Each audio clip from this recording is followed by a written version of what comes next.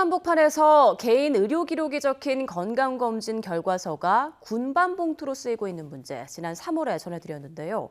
관할 보건소가 실태 파악에 나섰지만 처벌할 수 없다는 결론을 내렸습니다. 그 이유가 뭔지 신준명 기자가 취재했습니다. 서울 여의도 공원 앞에서 군밤을 파는 포장마차. 이곳에서 파는 군밤을 담은 봉투가 건강검진 기록이 담긴 서류였다는 YTN 보도 이후 관할 보건소가 실태 파악에 나섰습니다. 조사 결과 해당 비뇨기과 병원 종사자가 종이로 된 검사 결과 보고서를 전자화한 뒤 남은 문서를 파쇄하지 않았던 것으로 드러났습니다. 재활용으로 분류해 버린 탓에 노점상해까지 흘러간 거였습니다. 의료기록 같은 개인의 건강정보에 대한 비밀을 누설하면 의료법에 따라 3년 이하 징역이나 3천만 원 이하 벌금, 2개월 자격정지 행정처분을 받게 됩니다.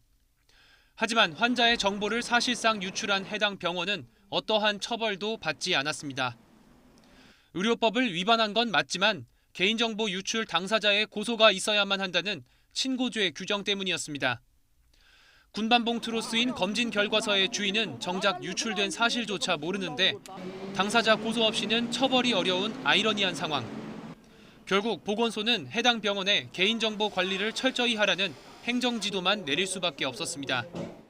법상으로는 저희가 고소를 할 수는 없잖아요. 당사자가 아니기 때문에. 그 당사자를 좀 찾아야 되는데 그게 쉽지 않네요. 의료기록은 대부분 의료기관에서 관리하는 만큼 환자들은 자신의 정보 유출 여부를 알기 어렵습니다. 사실상 이런 개인의 의료 정보는 의료기관에서 직접 보관을 하고 또 관리를 하고 있기 때문에 피해자가 자신의 정보가 유출된 사실을 직접 인지하기는 좀 어렵습니다. 이런 이유로 의료법의 친고죄 규정을 없애야 한다는 지적이 커지자 국회에서 법안을 발의했습니다. 정보 보호 의무를 좀 더 명확히 규정하고 위반 시에는 행정적 처분과 형사적 제재를 하도록 했습니다. 개인 건강 정보인 진료 기록부 등이 부실한 관리로 인해 유출되는 일이 다시는 재발하지 않아야 하겠습니다.